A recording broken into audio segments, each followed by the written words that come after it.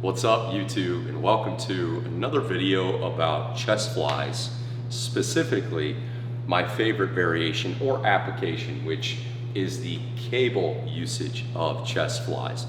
Now, we're going to generally talk about this. This isn't about doing lower chest or more meat of your chest or upper pecs. It's not about which way is best. You can make all of them work if you know from a function standpoint what you're doing. But let's review our anatomy just a little bit. Now, if you have a little bit of confusion as to why would I choose a cable fly, in my previous video, if you haven't looked at that, I would suggest looking at that, because I give you the benefits of why flies in general might be a good option and why I like cable flies over a freeweight option like dumbbells.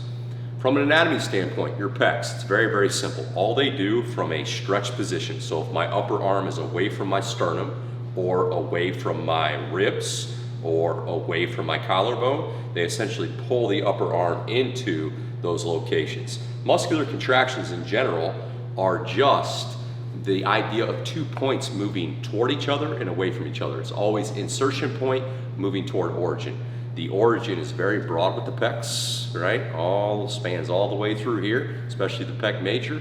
And then the insertion point crosses over the shoulder joint and attaches to the humerus. So the only thing that the pecs do is they act on pulling the humerus into the location that you choose.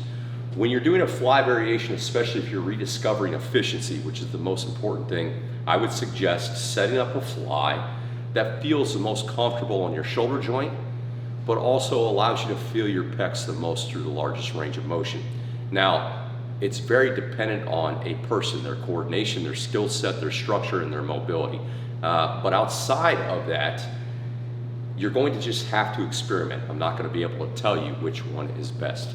The most important step after you make your choice of cable pulley height, in this case I have a higher pulley set up for example's sake, where I'm going to be going from high to low, which is going to bias more of the lower pecs in that stretch position, is that you need to be in alignment with those resistance, which is what we're going to talk about in this video. This is the thing that I see people mess up the most, okay? And to line yourself up with the cable, you may have to step forward, you may have to step back, you may have to pitch at your torso, but I will tell you exactly why we make those adjustments, all right?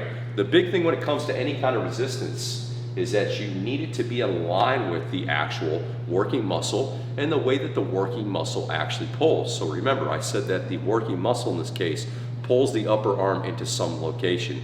In this example, my upper arm is going to be going from this stretch position here into this contracted position here. So I need that cable line to be in line essentially with my upper arm path at all times. And I need my upper arm path going in line with the way the pecs actually pull. So if I'm pulling down in this position, the pecs don't pull into here, so I am completely out of alignment of the way that the pecs actually pull. So we need a balance of what way do the pecs, or the chest in this case, actually function.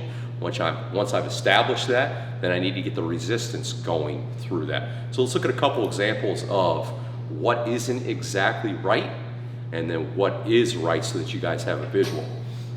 So we have a high pull here, like I mentioned.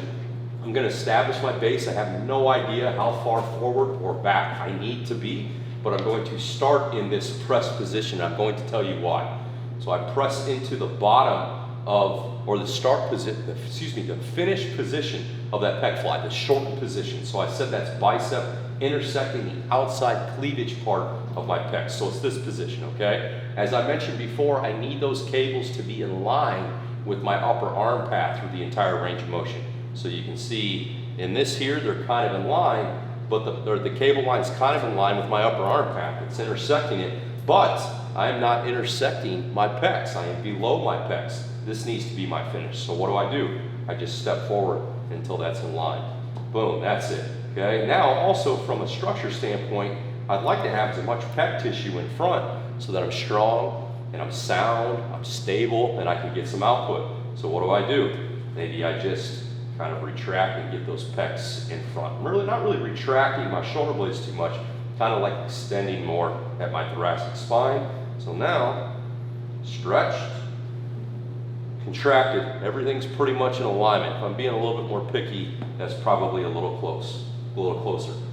Stretched, Cable's in alignment, all the way stretched, all the way contracted, and as I mentioned in the previous video, we have resistance through the entire range of motion. I have resistance to apply tension in this spot. I have more resistance out here, and it's a really, really awesome thing for why the cable flies are a little bit better than the dumbbells in this case. The mistake that a lot of people make is they may want to do this decline fly, but we end up having a resistance in this case, I'm gonna go with one arm, that's pulling upward, and a lower arm, or an upper arm, that's going here. So this cable's actually pulling my arm up. It's wanting to pull it up. In this case, that's not a function of the pecs.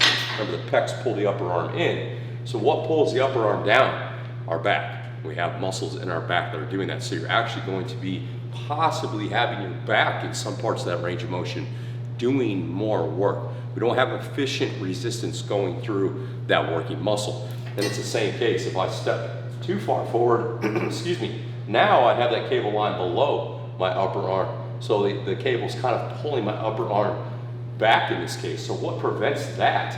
It's the front delts. So we have to make sure from a sensation standpoint, if you're wanting to work or if you're wanting to feel your working muscle at all times, we need to know the function.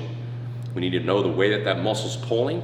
And then it's as simple as aligning that resistance with that function in the way that that muscle is pulling. The chest can be more complicated because it's such a big muscle group and it pulls in a multitude of different directions, but it's really not that challenging if you take your time. The foolproof way is always to start in that contracted position. The cable's too high, too high, too high, pretty good. Adjust myself, kind of get myself set and stable, maybe a little bit more, and now, boom, contract it. It's that simple, okay? So the whole purpose of this is to simplify, how do you take these complex thought processes, fundamentals, principles, and actually make them applicable. This is the first way.